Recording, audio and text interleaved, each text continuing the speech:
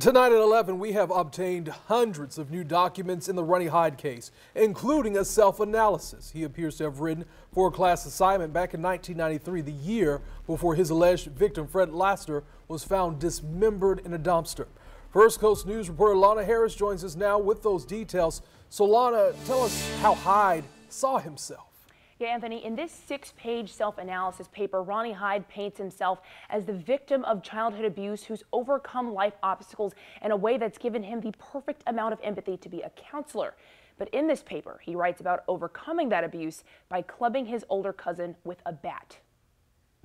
Introduction to the Helping Process, a self-analysis paper by Ron Hyde. Ron Hyde now charged with the murder of 16-year-old Fred Laster, who was found dismembered, his handless, headless torso tossed into a dumpster.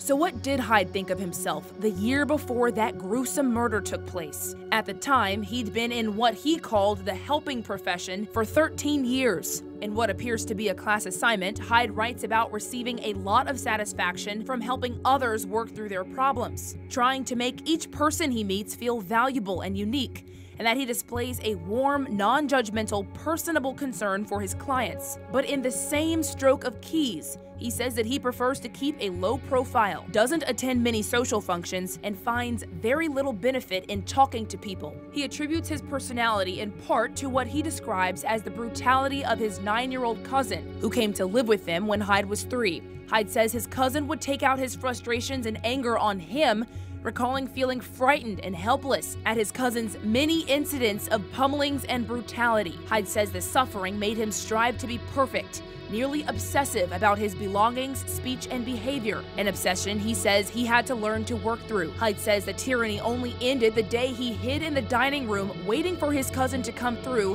and clubbed him with a bat. Despite this less than ideal fostering situation, Hyde would later become a foster parent himself to Fred Laster, his suspected victim.